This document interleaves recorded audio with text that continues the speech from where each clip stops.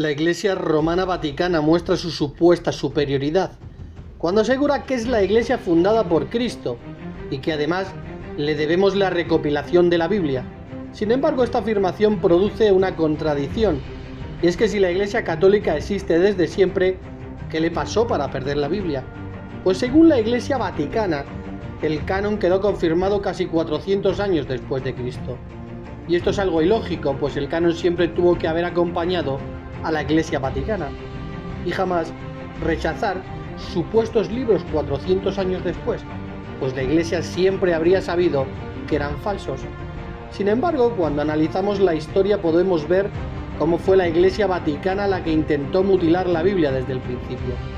Pues el Concilio de Trento no aceptó todos los escritos que se habían aprobado en el anterior Concilio de Cartago, sino que excluyó a 3 de estos: la oración de Manasés y primero y segunda de Esdras, no los libros primero y segunda de Esdras, que la versión católica Torres Amat corresponden a Esdras y Nehemías.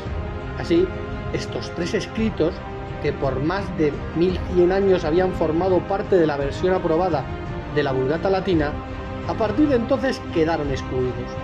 Por lo que la Iglesia de Roma tenía libros falsos, que en un concilio declararon verdaderos, y como la Iglesia Romana Vaticana se declara infalible, muestra una vez más que es una falsa profeta. Pues en Cartago e Hipona había 75 libros y hoy la Iglesia Católica dice que son 73, por lo que contradicen al máximo pontífice Damaso I, de quien se asegura dijo: esto es palabra de Dios, por lo que el infalible Damaso falló, por lo que la Iglesia demuestra que falla y es una falsa profeta, pues ellos mismos se declaran infalibles.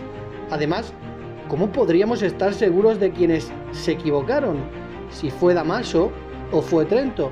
Si fue Damaso, se enseñó durante siglos con unos libros falsos, y si se equivocó Trento, concilio declarado infalible, la Iglesia hoy tiene una Biblia mutilada. Sea como fuere, la Iglesia romana queda retratada, pero yo me pregunto, ¿sería esto una nueva luz espiritual de los católicos? Y es que los principales eruditos bíblicos, así como los padres de la Iglesia de los primeros siglos de la era común, por lo general, han catalogado los libros apócrifos como escritos de segundo orden.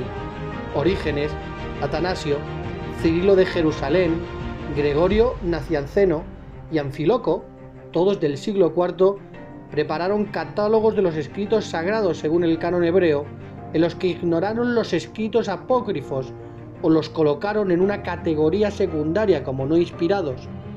Uno de los listados cristianos más antiguos de los libros es el de Melitó, obispo de Sardis, que en el 170 después de Cristo afirmó todos los libros del Antiguo Testamento, excepto Esther, pero no menciona un solo libro apócrifo.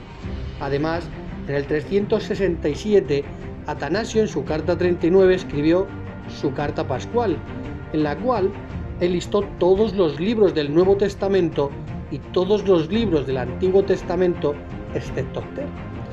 Aunque él solo menciona algunos de los libros apócrifos, tales como la Sabiduría de Salomón, la Sabiduría de Irak, Judith y Tobías, él dijo de estos: de hecho, no se incluían en el canon, pero señalados por los padres para ser leídos por aquellos que recién se nos unía, y quien desearan para instrucción en la palabra de la piedad. Jerónimo, traductor de la Vulgata Latina del 405, adoptó una postura clara en contra de esos libros, y fue el primero en usar explícitamente la palabra apócrifo, en el sentido de no canónico, con referencia a ellos. En consecuencia, en su prólogo a los libros de Samuel y Reyes, Jerónimo menciona los libros inspirados de las escrituras hebreas según el canon hebreo, en el que los 39 libros están agrupados en 22, y entonces dice: así que hay 22 libros. Este prólogo de las escrituras puede servir de advertencia al que se acerca a todos los libros que traducimos del hebreo al latín, para que sepamos que cualquiera que esté fuera de estos tiene que ser puesto entre los libros apócrifos. Agustín, del 354 al 430, fue el primero en intentar incluir estos libros apócrifos en el canon bíblico, aunque en obras posteriores reconoció que había una clara diferencia entre los libros del canon hebreo y estos libros considerados falsos. Sin embargo, la Iglesia Católica, siguiendo a Agustín, los incluyó en el canon de los libros sagrados fijado por el Concilio de Cartago en el 397. No obstante, no confirmó definitivamente que aceptaba estos escritos en su catálogo de libros bíblicos, sino hasta el año 1546 en el Concilio de Trento, y esta acción se juzgó necesaria debido a que había diferentes opiniones al respecto, incluso dentro de la Iglesia. Por ejemplo, Juan Wycliffe, el sacerdote y erudito católico romano que en el siglo XIV hizo la primera traducción al inglés de la Biblia, incluyó los libros apócrifos en su obra, pero en el prefacio de esta traducción dijo que estos escritos carecían de la autoridad conferida por la aceptación general. El cardenal Dominico Cayetano, principal teólogo católico de su tiempo, en 1469 a 1534, a quien Clemente VII llamó la lámpara de la Iglesia, también distinguió entre los libros del canon hebreo verdadero y las obras apócrifas, para lo que se apoyó en la autoridad de los escritos de Jerónimo. El cardenal Jiménez, arzobispo de Toledo, traductor de la Biblia Complutensia, no puso los apócrifos y fue una Biblia aprobada por el Papa León X, otro papa infalible, y es que siempre consideraron falsos estos libros. Por ejemplo, en el siglo XII la mejor Biblia católica, versión estudio, era la glosa ordinaria. Los mayores teólogos la usaron y con ella enseñaban a los católicos, y en su apéndice podemos leer en parte: he aquí, pues que distinguir y numeramos primero los libros canónicos y luego los no canónicos, entre los cuales distinguimos aún lo cierto y lo dudoso. Los libros canónicos fueron traídos a través del dictado del Espíritu Santo. No se sabe, sin embargo, en qué época o por qué autores los libros no canónicos o apócrifos fueron producidos. Desde que, sin embargo, son buenos y útiles, y nada se encuentra en ellos que contradice los libros canónicos.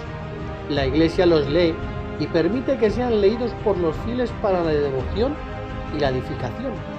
Su autoridad, sin embargo, no se considera apropiada para aprobar cosas que van en duda o restricción o para confirmar la autoridad del dogma eclesiástico. Como lo dice el bienaventurado Jerónimo en su prólogo a Judith y a los libros de Salomón, los libros canónicos son de tal autoridad que todo lo que está contenido en ellos es mantenido con firmeza e indiscutiblemente. Entonces, hay 22 libros canónicos del Antiguo Testamento. Estos son los libros que están en el canon, como el bienaventurado Jerónimo escribe con más detalles en el prólogo de los Reyes. En primer lugar, están los 5 libros de Moisés, que se llaman la Ley, el primero de los cuales es Génesis, según Éxodo, tercer Levítico, cuarto Números, quinto Deuteronomio. En segundo lugar, sigan los 8 libros proféticos, primero Josué, según el libro de Jueces, junto a Ruth, tercer Samuel, es decir, primero y segundo, cuarto Malaquín, es decir, y cuarto Reyes, quinto Isaías, sexto Jeremías con Lamentaciones, séptimo Ezequiel.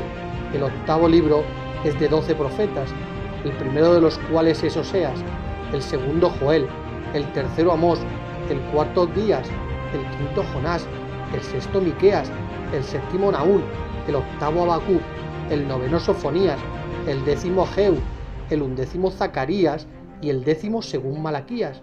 En tercer lugar, se siguen los 9 hagiográficos, primero Job, según Salmos, tercero Proverbios de Salomón, cuarto su Eclesiastés, quinto su Cántico de los Cantares, sexto Daniel, séptimo Crónicas, que es un libro y no 2 entre los judíos, Nehemías, pues todo es un libro, noveno Esther, y todo lo que está fuera de estos, hablaban del Antiguo Testamento, como dice Jerónimo, debe ser colocado en el apócrifo. Por lo que la Iglesia de Roma siempre los consideró falsos.